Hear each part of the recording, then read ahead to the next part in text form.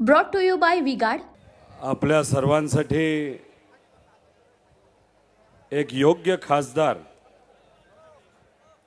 निवडून आणायचा आहे, पण तुमच्या सगळ्यांचा उत्साह या ठिकाणी बघितल्यानंतर मला आजच असं वाटतं की निलेश लंके हे आपले खासदार हे ऑलरेडी झालेले आहेत।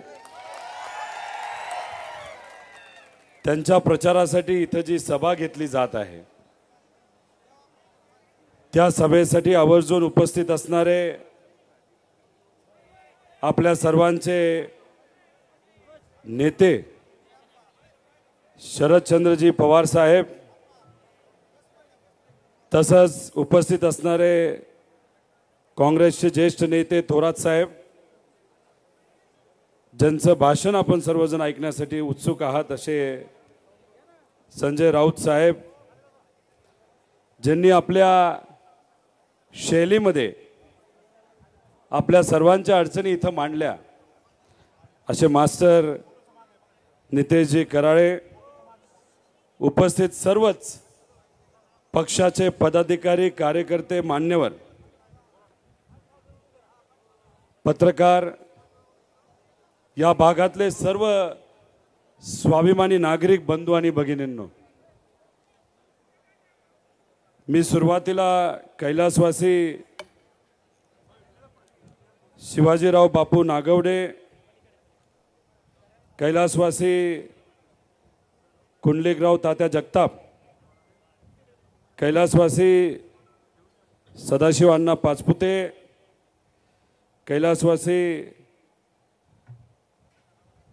तुकाराम दरेकर सर यांच्या कार्याला, यांच्या स्मृतीला अभिवादन करतो।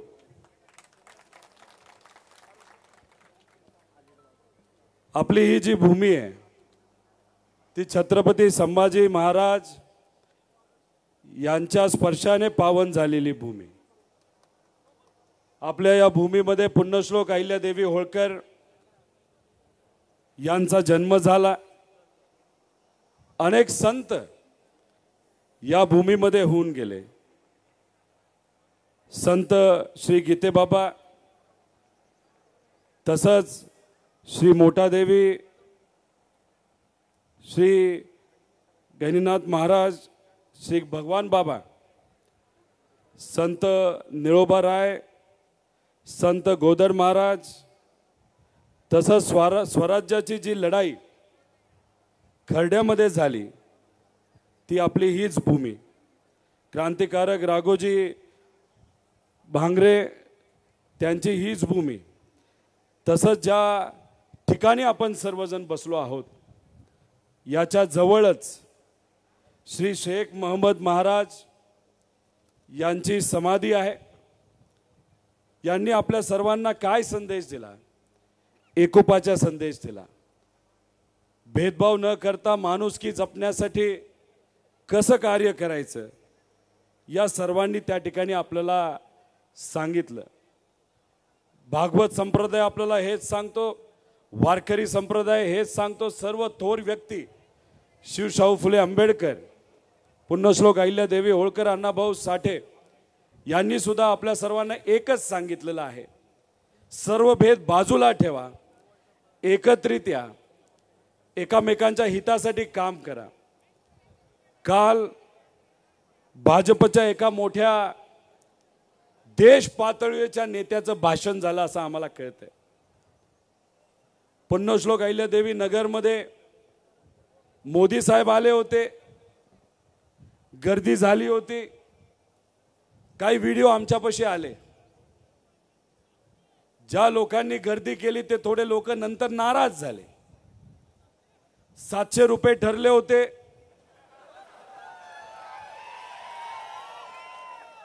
पण भाजपचे नेते लय करामती, ठरले 700 दिले 300।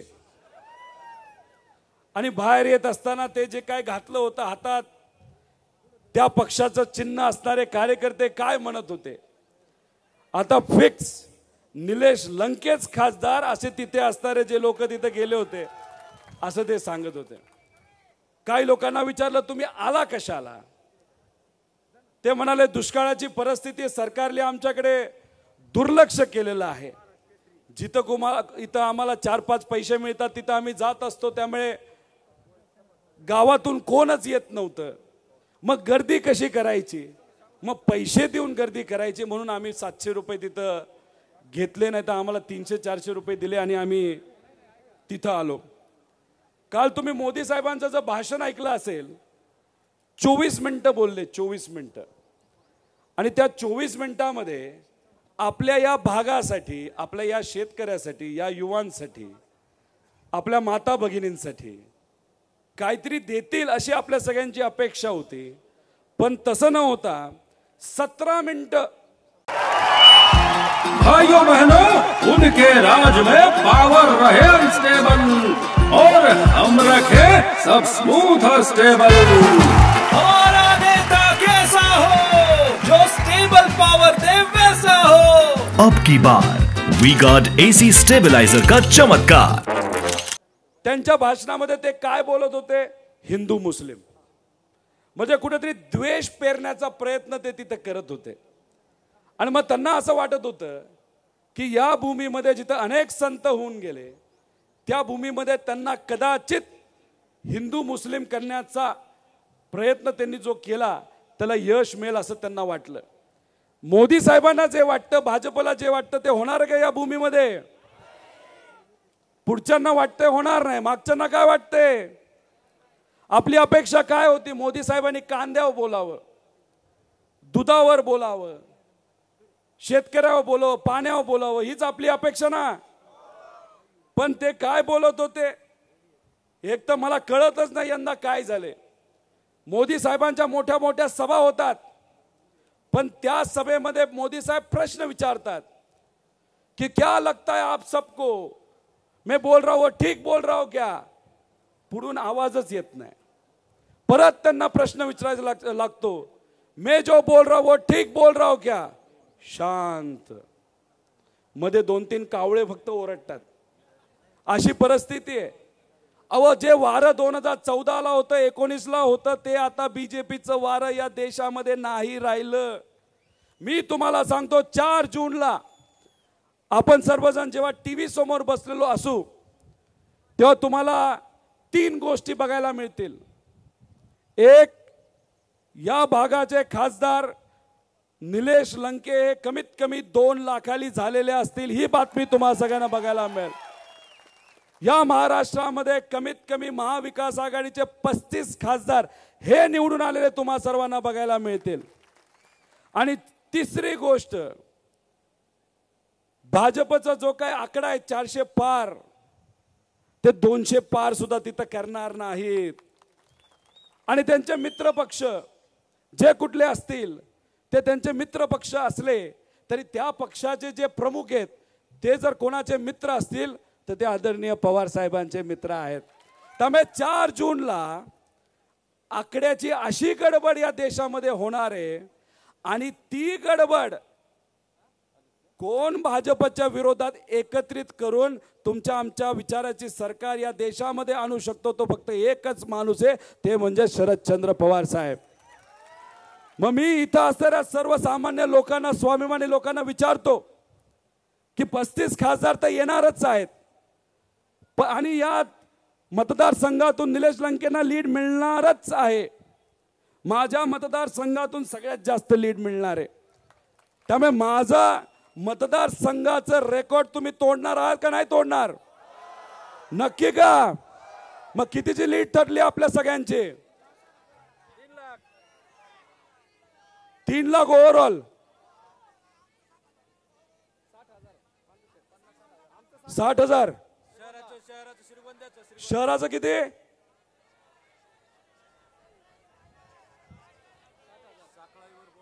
बोलतो विषय. अहो, पाण्यावर येतो ना, जरा पाण्यावर येतो.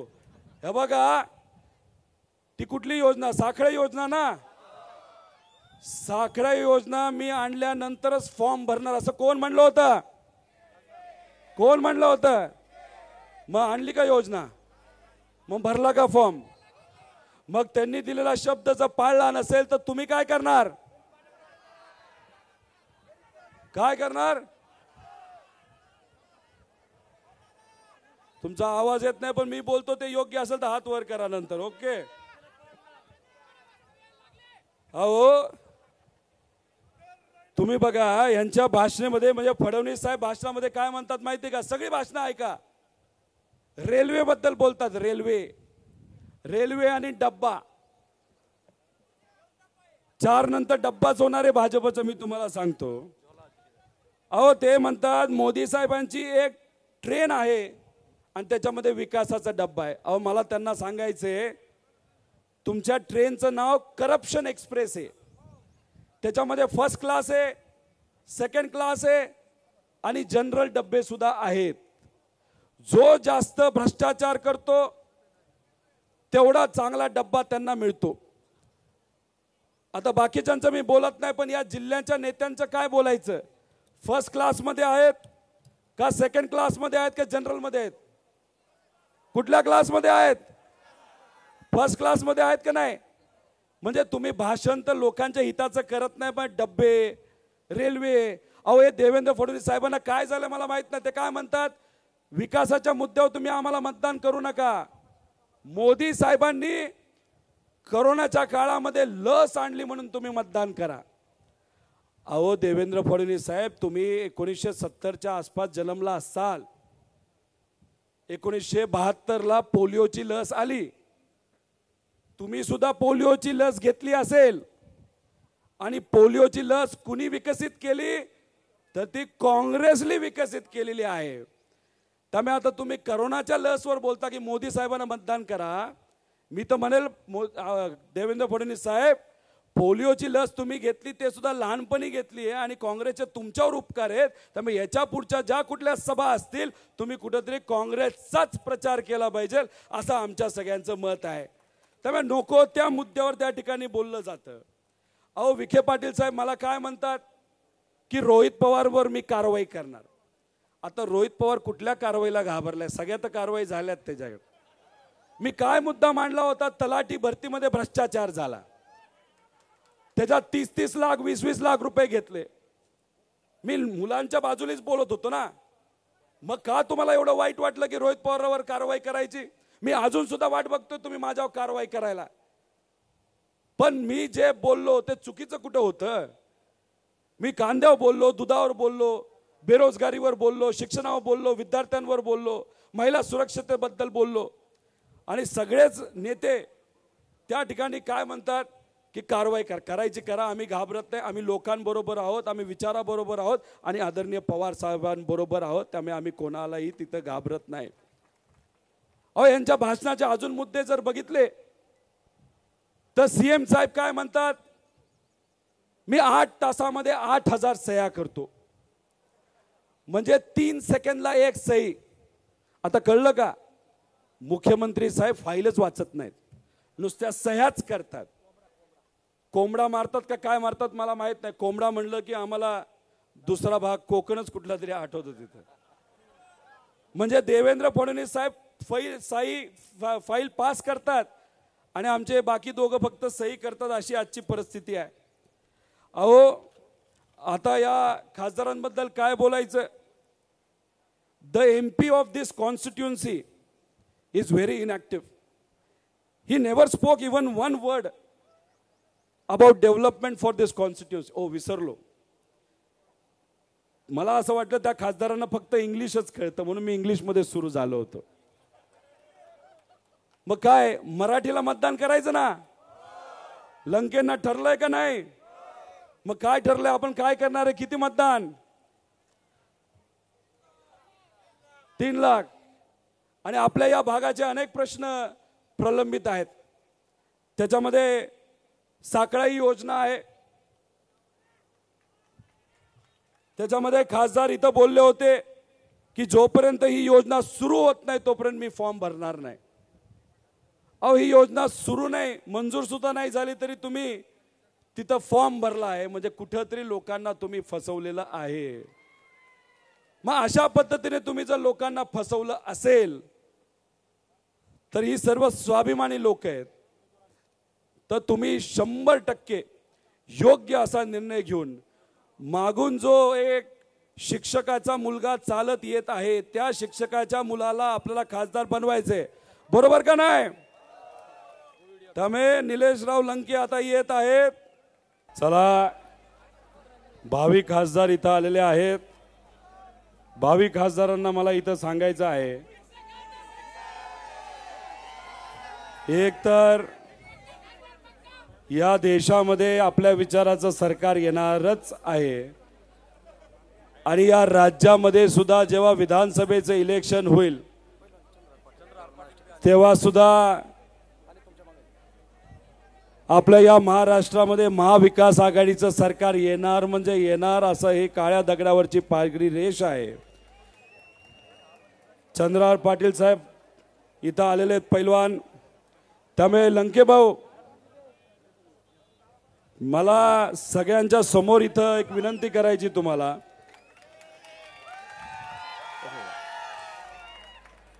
साखळई योजना येत्या काळामध्ये या तालुक्यासाठी आणि इथं असणाऱ्या 60 गावासाठी अतिशय महत्त्वाची योजना आहे. ती तुम्हाला आणि महाराष्ट्रामध्ये सरकार आल्यानंतर थोरात साहेब आहेच, त्यांच्या मार्गदर्शनाखाली आपण सर्वजण आहोत. त्यामुळे तुम्हाला आणि आम्हाला सगळ्यांना मिळून ही योजना 100% त्या ठिकाणी करायची आणि ते करण्यासाठी 100% प्रयत्न आम्ही सर्वजण करू असा शब्द इथं आपल्या सर्वांना देतो. त्याच्याच बरोबर आश्चर्य असं, या तालुक्यासाठी आणि माझ्या तालुक्यासाठी कुकडी प्रकल्प अतिशय महत्त्वाचा प्रकल्प आहे. जेव्हा केव्हा एखादी बैठक असेल कुकडीच्या नियोजनाची, आवर्जून तिथं मी असतो आणि निलेश भाऊ असतात आणि इतरही सर्व आपल्या विचाराची लोक असतात. उनका बैकअप सिर्फ कल तक और हमारा चांद तक. हमारा नेता कैसा हो जो नॉन स्टॉप बैकअप दे वैसा हो. अब की बार वी गॉट इन्वर्टर बैटरी का चमत्कार. पण दुर्दैव असं की या जिल्ह्याचे पालकमंत्री त्या बैठकीला येत नाहीत आणि खासदार म्हणून आणि लोकप्रतिनिधी म्हणून या भागातले जे खासदार आहेत ते सुद्धा कुकडीच्या एका सुद्धा बैठकीला, त्या नियोजनाच्या बैठकीला तिथं ते आले नव्हते. त्यामुळे जी काय लढाई तिथं आम्हाला करावी लागली, आता सुद्धा पाणी 34 दिवस द्यायचं ते सांगत होते, 34 दिवस फक्त.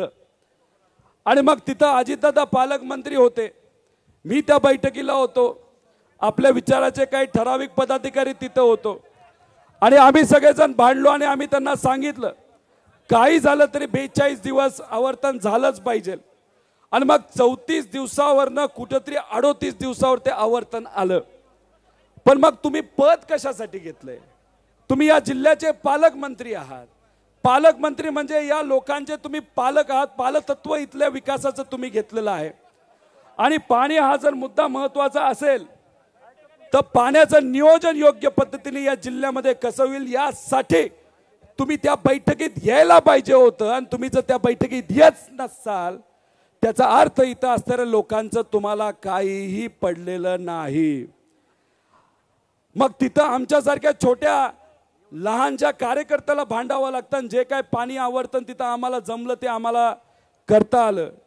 आदरणीय पवार साहेब इथं आहेत.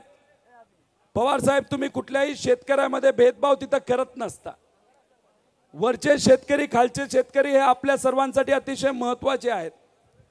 आणि दोन्ही शेतकऱ्यांचा विचार करत आपण डिंबे माणिकडो बोगदा एका विशिष्ट आकाराचा, एका विशिष्ट लेवलचा हा तिथं सर्वेसाठी आपल्या काळामध्ये तिथं लावला होता. पण दुर्दैव असं भाजपचं सरकार तिथं आल्यानंतर त्या बाबतीत कुठल्याही प्रकारचा पाठपुरावा या सरकारकडनं, इथं असणाऱ्या पालकमंत्र्याकडनं अजिबात झालेला नाही. त्यामुळे आमच्या सगळ्यांची विनंती आहे की काही झालं तरी हा बोगदा हा सगळ्या शेतकऱ्यांना विश्वासात घेऊन हा बोगदा झालाच पाहिजे आणि इथं आमच्या सर्व शेतकऱ्यांना तिथं न्याय मिळालाच पाहिजे. त्यामुळे पवार साहेब, आपल्याला याच्यामध्ये येत्या काळामध्ये पुढाकार हा घ्यायचा आहे. अनेक विषय आहेत, अनेक प्रश्न आहेत. खरं तर कांद्याच्या बाबतीत फक्त मी 2 मिनिटं बोलल आणि विषय संपेल. कुठला? अरे आता बोललो ना, अजून एक आवर्तन ना, आम्ही बोललोय. येते छोटे येते आवर्तन प्यायचं. तुम्हाला मिळालं नाही पाणी?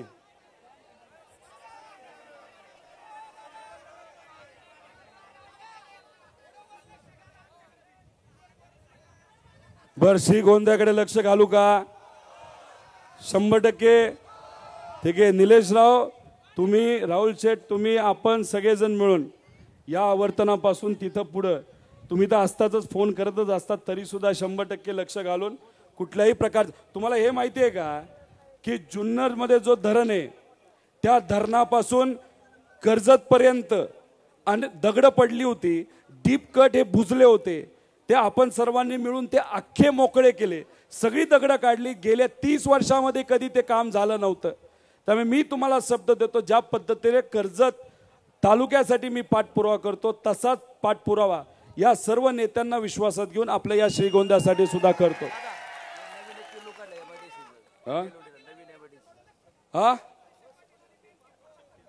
आहे हो, शिरूरला चाललो इथून पुढे. ह्याच्यामध्ये सरकार काय म्हणते, 6,000 रुपये तुम्हाला दिले म्हणजे तुमचं मतदान विकत घेतलं. हे खरं का हो? अहो तुम्ही मला सांगा, तुम्ही 1 लाख रुपयाची खरेदी तरी बियाणं नाही तर कुठेतरी प्लास्टिकचा पेपर, पाईप, मोटर वर्षाला शेतकरी म्हणून करता का नाही करत? त्याच्यावर किती टक्के जीएसटी आहे? 18. म्हणजे 1 लाखावर 18 म्हणजे तुम्ही किती दिलं सरकारला? 18,000. सरकार तुम्हाला किती देते? नुकसान कितीचं झालं? आता कांद्याच्या बाबतीत पवार साहेबांनी प्रधानमंत्र्यांपासून सगळ्यांना तिथं सांगितलं तरी हे जागे झाले नाही. पवार साहेबांच्या काळामध्ये दुधाचे भाव पडायचे तर पवार साहेब पावडर करून भारताच्या बाहेर पावडर काढायचे.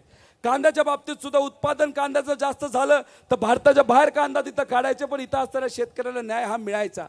फळबाग घ्या, तुमचं तिथं द्राक्ष घ्या, अजून कुठल्या फळबागा असतील तिथं सुद्धा पवार साहेबांनी रोजगार हमी योजनेच्या अंतर्गत योजना आणून सर्व शेतकऱ्याचं तिथं कल्याण करण्याचा प्रयत्न तिथं केला. पण या सरकारने दुधाच्या बाबतीत लक्ष घातलं का हो? अहो कांद्याच्या बाबतीत जेव्हा 40 रुपयाला रेट गेला होता, आपल्याला वाटतं आता 40 रुपये आपल्याला तिथं कांद्याला मिळतील. एकराला 10 टन म्हणजे 4 लाख रुपये आमच्या हातात येईल. आणि कांदा जेव्हा हातात आला आणि विकायला आपण महाराष्ट्रातले शेतकरी गेलो तेव्हा लगेचच केंद्रातल्या लोकांनी काय केलं तर कांद्याचं एक्सपोर्ट थांबवलं. 40 वरनं रेट 10 रुपयाला आला. 30 रुपयाचं नुकसान म्हणजे 3 लाखाचं नुकसान प्रति एकरी आमच्या शेतकऱ्याचं झालं. आणि या महाराष्ट्रातलं 5,000 कोटी रुपयाचं नुकसान हे सर्वसामान्य कांदा उत्पादक शेतकऱ्याचं झालं. आणि मग यांनी कांदा एक्सपोर्ट कधी सुरू केला? जेव्हा गुजरातचं कांद्याचं उत्पादन सुरू झालं तेव्हा. म्हणजे इथला शेतकरी हा शेतकरी नाही, गुजरातला शेतकरी शेतकरी. इथले सगळे प्रोजेक्ट तुम्ही गुजरातला नेले म्हणजे गुजरातला युवा हा युवा, महाराष्ट्रातला युवा हा युवा नाही का? मग याचं उत्तर आम्ही या इलेक्शनच्या माध्यमातून देणार का नाही देणार? हे जे काय कमळ आहे नाही तर जे काय भाजप पक्ष त्याला उत्तर द्यायचं का नाही द्यायचं? अहो मी कितीतरी सभा केल्या, त्या सभेमध्ये गेल्यानंतर काय उत्साह असतो, पण श्रीगोंद्यामध्ये थोडासा उत्साह कमी दिसतो, मला माहित नाही का? मग तुम्ही भाजपला उत्तर देणार का नाही देणार? अरे नाही राव, फार कमी आवाज आहे. आता मागच्या इथं बसलेले बघा किती शांत बसलेत. एकदा सगळ्यांनीच उत्तर देत असताना हात वर करून उत्तर द्यायचं. भाजपला हद्दपार या जिल्ह्यातून करणार का नाही करणार?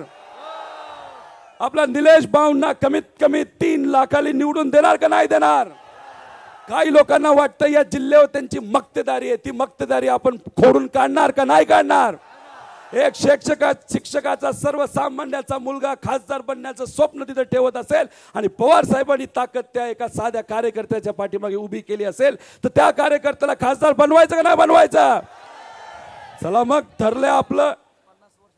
आता नक्कीच मला विश्वास आहे इथून निलेश भाऊ हे खासदार बनतील. अनेक विषय आहेत, अनेक प्रश्न, अनेक वक्ते सुद्धा आहेत. त्यामुळे या सर्व गोष्टींकडे लक्ष द्या. मोठ्या प्रमाणात धनशक्तीचा वापर या मतदारसंघामध्ये होणार आहे. माजी जिल्हा परिषद सदस्य, पंचायत समिती सदस्य, नाही तर पार सरपंचापासून बऱ्याच लोकांकडे बरंच काही येणार आहे. लाडू येणार आहे, पेढे येणार आहेत, बर्फ्या येणार आहेत. त्या बर्फ्याचं लाडूचं काय करायचं हा तुमचा विषय, पण स्वाभिमान हा तुम्ही सोडणार आहे का? हात वर करून स्वाभिमान तुम्ही सोडणार आहे का? संविधान टिकवायचं असेल, लोकशाही टिकवायचं असेल तर काही झालं तरी आपलं चिन्ह कुठलं?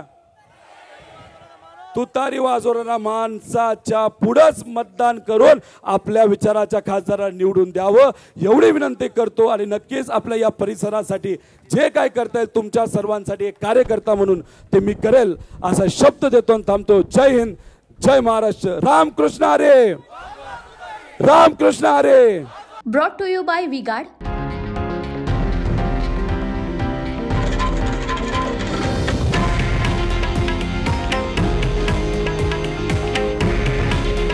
हे आहे देशातील नंबर 1 न्यूज नेटवर्क आणि आपण पाहत आहात TV9 मराठी.